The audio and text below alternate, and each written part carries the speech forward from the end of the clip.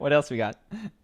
Ellen DeGeneres is in a little bit of hot water right now. George Bush? Yeah, because she defended her friendship with George Bush on her talk show, saying that just because people have different opinions and beliefs doesn't mean that they can't be friends, that we should treat everybody kindly no matter what.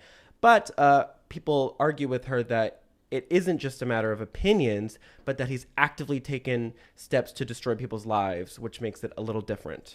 I do think that that is a fair point. If you believe that George Bush, I mean, listen, if Ellen were sitting next to a serial killer, taking a photo, going, we're just different, we believe different things about human life, we'd all agree. Now, if you believe that George Bush's decisions knowingly started a war that killed more people than, if you believe this, I'm not saying that I do, that killed more people than any serial killer, in fact, all the serial killers in all of history, innocents, I understand that perspective. Well, is that what people are upset about? Is it the wars?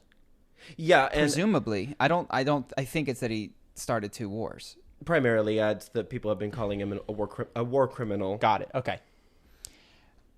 I do think that it is strange to, on one hand, insist that the president of the United States has massive powers, doing terrible things, is messing up the world, and on the other hand to say we just have political differences. Either this has real-world consequences, no dissimilar to me hitting someone. Like, presumably, if George Bush had punched Ellen's friends in the face, she would not sit with him. But if at a distance he makes decisions that, to her, kill needlessly thousands of people, it's strange to be friends and call that. Now, maybe that's not how Ellen feels. Maybe she just thinks that The wars were justified? or maybe she that the wars were justified. Maybe she thinks that she disagreed with his stance on gay people, and he's since changed his mind about that. And those are chasms which I think can be crossed. But killing of innocents seems to be one that you wouldn't hang out with someone over if that was your belief. So I do understand. I don't think people are crazy for saying you can't. You better not kill any innocents, dude. It's on camera. Yeah. Your hypocrisy is going to come back and bite you. It's gonna bite me. It's gonna bite me. Don't kill any innocents. Yeah, and of course there's and now that I think about it, we all make decisions that kill innocents. We not do things, right? We don't donate. We don't get involved. We do. George Bush had just higher scale decisions. So I can also see that perspective of what he could not go to war, and he could potentially let, in his opinion, Americans die, or he could go to war. He could. I suppose what matters when you're assessing a friendship is there blood on their hands, because in a weird way there's blood on all of our hands for all the things that we don't do.